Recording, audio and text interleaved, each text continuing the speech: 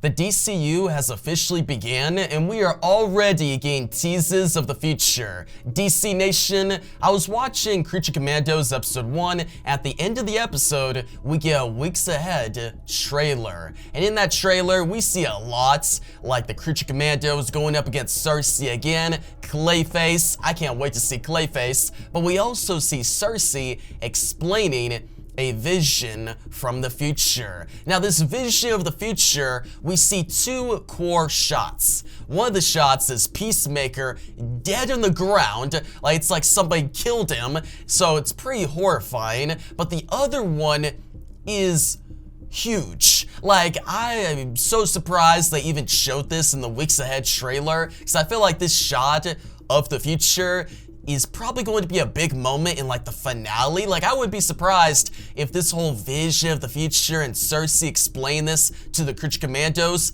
is not gonna happen until like episode 6 or 7. So why not save this for the end of the season? Why show it in the weeks ahead trailer? And it's also causing some people to be very skeptical for James Gunn's DCU now, and I'll get into that soon. But what the shot shows is we see Superman, David Corenswet's Man of Steel, on a cross, and he looks like beaten. And behind him, we see Starfire. Starfire's officially made her debut in the DCU, and guess what? She's impaled. Dude, what a horrifying way to make a debut.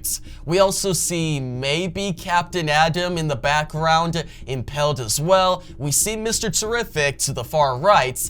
All of them being beaten or impaled.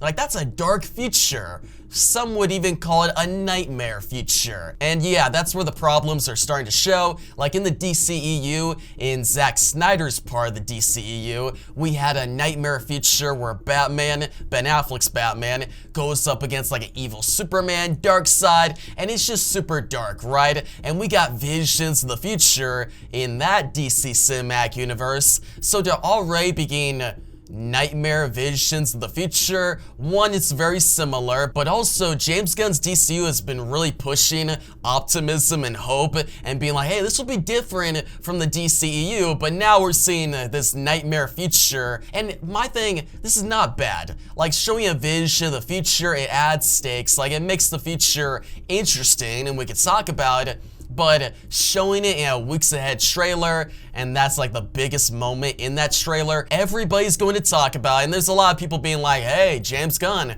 where'd the hope go? And I can understand it. I don't have a huge problem with it, but it does make me a little more skeptical than before. But besides all that, who caused all this damage in the future? Who put Superman on a cross? Well, there are three villains that I'm theorizing. One of them could be Darkseid, but that'd be a little too similar to, you know, the DCEU, so don't go that way. Like, Darkseid, he could use a spear, and hey, impaling people, like, come on. If you guys remember Justice League Dark Apocalypse War, that had a dark opening where everybody died, so this nightmare future would fit with that. But another character is Ares. Like, Creature Commandos introduced Cersei, and hey, in the same show the Wonder Woman villain already introduced, why not have a nightmare future with another Wonder Woman villain taking control and causing a lot of damage? People don't realize that Ares, dude, he's the god of war.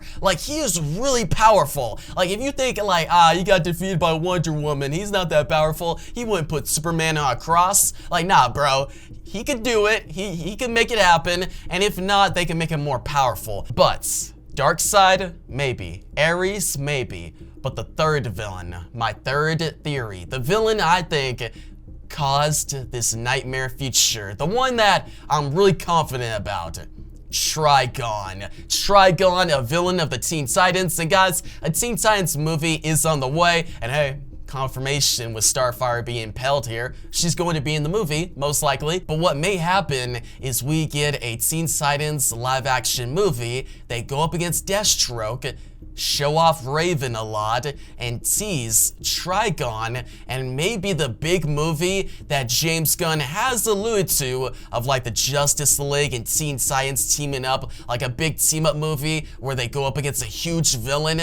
maybe the villain is Trigon. Now, I think the first major DC villain is going to be the Center. I think the DCU is adapting Justice like the New Frontier for their first big movie, but maybe later on, or maybe early on, we'll see the Justice League and Teen Titans go up against Trigon, and Trigon, bro, he would impale Starfire. He would impale Mr. Terrific. He would put Superman on a cross. Like, this is up his alley, man. He's a demon, like a huge demon, and very powerful, and hey, a villain like that would warrant all the heroes come together. Now, this may be like a Chapter 3 ending type thing, like, you know, we have the Center as the first major villain, and maybe like way later on, Trigon is the huge villain of this first era of the DCU. That could be a possibility. It's crazy that we're already getting like visions of the future. Like, we're only in day 1 of the DCU, and I'm already theorizing on what the future of the next 10 years could be. Like, that's pretty wild. I hope we make it there. I hope the DCU lasts a long time, and I hope we see Trigon. Like, dude, I want to see Trigon. I want to see Deathstroke, I want to see Ares, maybe Darkseid way down the line. But you guys tell me down below, what do you think about this shot in the Weeks Ahead trailer? Which villain do you think caused this nightmare future? Do you agree with me that it's most likely Trigon?